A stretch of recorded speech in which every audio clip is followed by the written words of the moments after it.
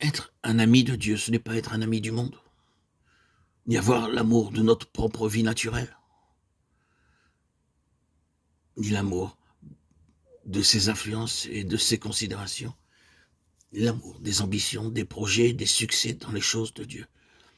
Ce n'est pas aimer ce que Dieu peut faire pour nous, c'est aimer Dieu lui-même. Et c'est tout. Aussi simplement que cela. Aimer Dieu. Lorsqu'il en est ainsi, cela signifie que si même le Seigneur tarde et se contredit, eh bien, nous nous confions cependant en lui. Oui, l'amour efface toute inimitié. L'inimitié était venue de Satan par Adam. Elle est effacée en Abraham. Qu'est-ce que cela signifie? Effacée par la foi. La foi détruit l'inimitié, ses racines et ses fruits. Elle est progressive, naturellement. Abraham doit vivre toute une vie de cette manière. Mais il en sort comme l'ami de Dieu. Et nous sommes dans le chemin de cette vie qui est le chemin de cette foi. Et j'espère que nous nous éloignons de plus en plus, et sûrement, de tout ce qui était inimitié. Y a-t-il encore dans notre cœur de l'inimitié contre Dieu? Sommes-nous désappointés devant Dieu? Sommes-nous mécontents de Dieu? Y a-t-il une ombre d'amertume? Y a-t-il quelques réserves? Y a-t-il en nous quelque chose de ce genre? Nous savons tout à fait bien que s'il en était ainsi, ce serait la mort en nous. Ce n'est pas la vie. Le seul chemin, c'est de permettre à la vie d'agir en nous, en accord avec sa propre loi de la foi. Pourquoi sommes-nous désappointés? Pourquoi nous sentons-nous mécontents? Sommes-nous tout à fait sûrs que c'est parce que le Seigneur n'a pas été ce que nous attendions de lui? Sommes-nous tout à fait sûrs que ce soit cela? Sommes-nous tout à fait sûrs que ce n'est pas parce que les choses n'ont pas marché comme nous l'aurions voulu, parce que notre ambition est déçue? En sommes-nous tout à fait sûrs?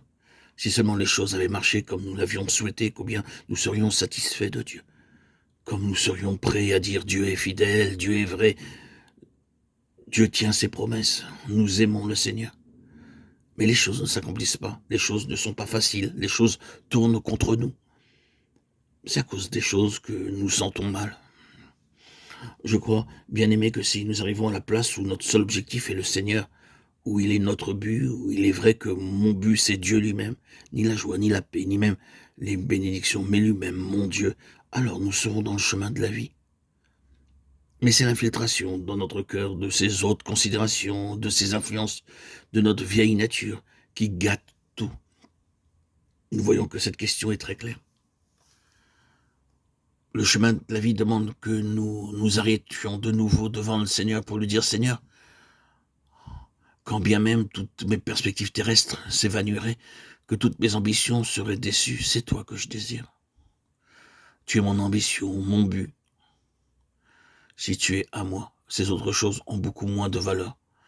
Je crois que lorsque nous pouvons en arriver là, et il n'y en a pas beaucoup d'entre nous qui soient allés très loin sur cette route, mais lorsque nous pouvons en arriver là, nous trouvons le secret de la vie, de la joie, de la libération. Je ne suis pas certain que nous ne voyons pas alors Dieu nous rendre les récompenses d'ici-bas, les Isaac. Il les retient afin que nous nous détournions d'elles vers lui-même. Et lorsqu'il nous possède pour lui-même, il peut nous donner quelque chose ici-bas. Il peut nous donner des bénédictions sur cette terre.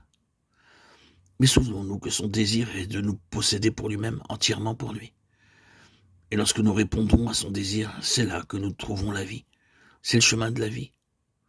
La loi de la vie demande que tout en nous soit pour le Seigneur, sans aucune autre influence ni aucune autre considération, pour le Seigneur lui-même.